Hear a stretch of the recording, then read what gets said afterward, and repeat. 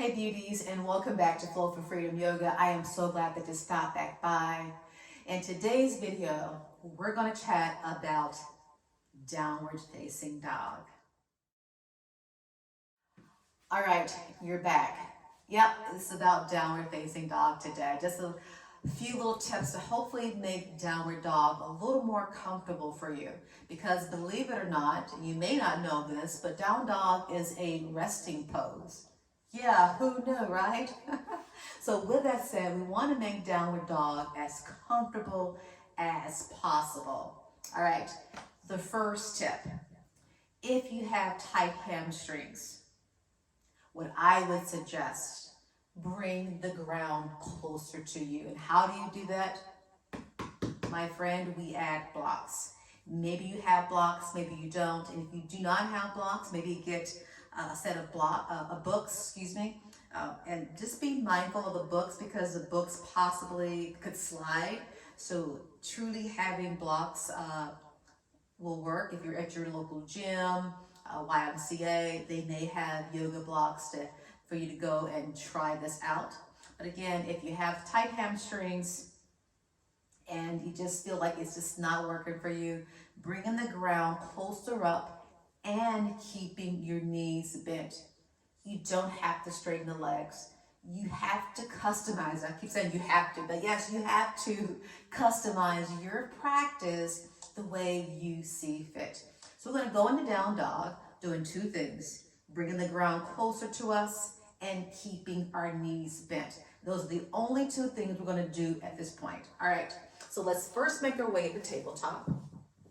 So you're in your tabletop, place each palm in the block, on a block, and we're pressing down through the index finger and the thumb as your fingers are evenly wide. That means that thumb is not hanging all the way down. All 5 fingers are evenly wide on both hands. All right, engage your belly, curl the back toes, and then walk the feet back just a little bit, All right, so now we're in position. Now we're ready to lift the knees off the ground. So engage the belly and start to lift the knees slowly but surely as you bring your sit bone up towards the ceiling. Now it's possible that you may have to bring your wrists a little closer toward the edge. And then we bend the knees. All right, so your palms are on the block. You're trying to press down with the index finger and the thumb. Your sit bone is up as you're on the ball of the back feet. Now take your gaze between the legs. Keep reaching your sit bone high. And your gaze may be there between the legs.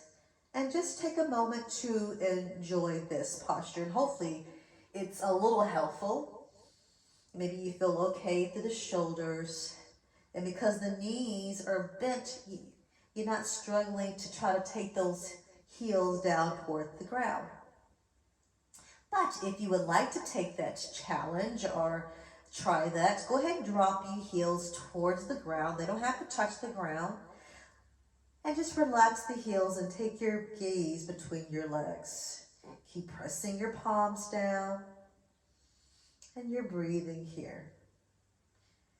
And maybe noticing if you like it with the blocks or if you prefer that keep the balls of the feet, the heels lifted. And stay here for 3 more breaths.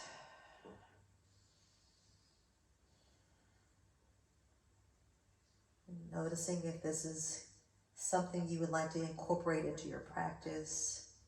If the knees aren't bent, go ahead and bend the knees and then take it all the way down towards the ground. All right, shake out those wrists. How was that? Did bringing the ground closer to you work? Or did you find that your hands were slipping? And sometimes even on the block, your hands can slip. And just know that bringing the ground closer to you or keeping your knees bent is still not a go for you, and this is still not a resting pose. Move the blocks. And when your instructor, or if you're watching an online video, says go into downward facing dog, this is where you are. You're right here in tabletop. And if you want to find movement in that tabletop, you can find a cat and cow action if you feel like there needs to be some movement. Or you can stay right in static pose. And if you're having to lunge your foot forward, and it's an easier and helpful way to lunge your foot forward if you're already low and stay low. But again, your option is to go into tabletop. And then you make your way to the front of the room. All right. Was that helpful? I want you to try using the blocks to bring the ground closer to you to help downward dog be more of a resting pose. And if you're having a challenge with tight hamstrings, I know that I do, keeping the knees deeply bent or slightly bent is okay. Again, you have to customize your practice the way you see fit. And if that means going into table while everyone else in down dog, I say, you do you, boo. All right, guys, I hope these tips were helpful. Leave a comment, let me know.